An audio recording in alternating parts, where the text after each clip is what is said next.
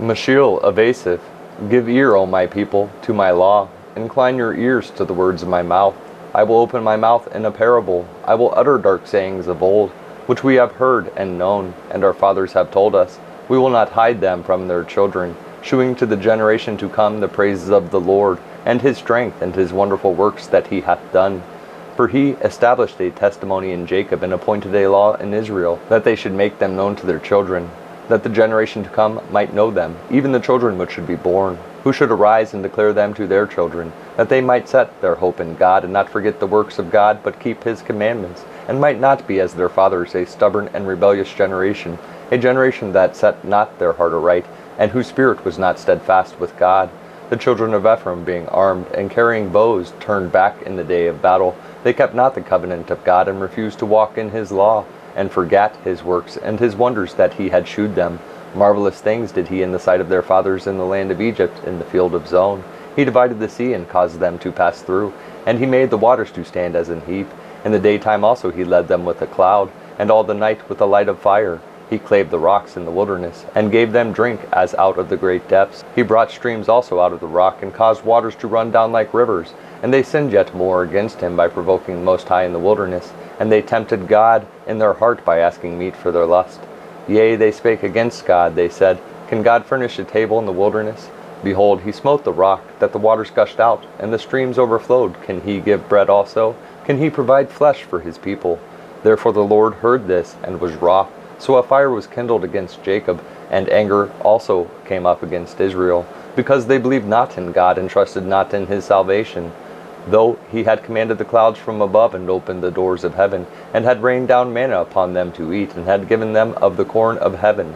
Man did eat angels' food. He sent them meat to the full. He caused an east wind to blow in the heaven, and by his power he brought in the south wind. He rained flesh also upon them as dust, and feathered fowls like as the sand of the sea.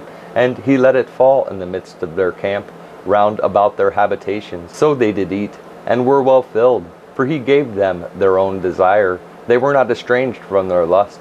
But while their meat was yet in their mouths, the wrath of God came upon them, and slew the fattest of them, and smote down the chosen men of Israel. For all this they sinned still, and believed not for his wondrous works. Therefore their days did he consume in vanity, and their years in trouble. When he slew them, then they sought him, and they returned and inquired early after God. And they remembered that God was their rock, and the high God their Redeemer. Nevertheless they did flatter him with their mouth, and they lied unto him with their tongues. For their heart was not right with him, neither were they steadfast in his covenant. But he, being full of compassion, forgave their iniquity, and destroyed them not.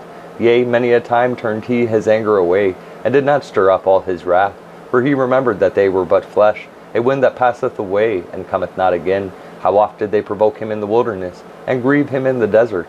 Yea, they turned back and tempted God, and limited the Holy One of Israel. They remembered not his hand, nor the day when he delivered them from the enemy, how he had wrought his signs in Egypt, and his wonders in the field of Zon, and had turned the rivers into blood, and their floods, that they could not drink.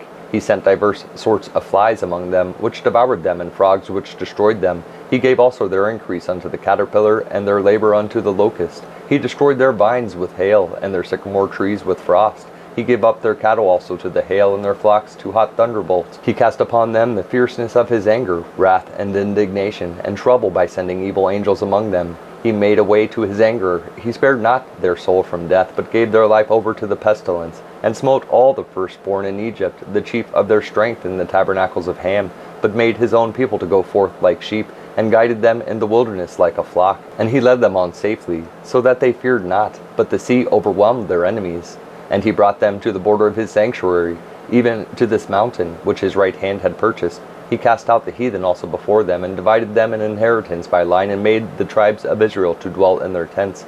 Yet they tempted and provoked the Most High God, and kept not his testimonies, but turned back, and dealt unfaithfully like their fathers.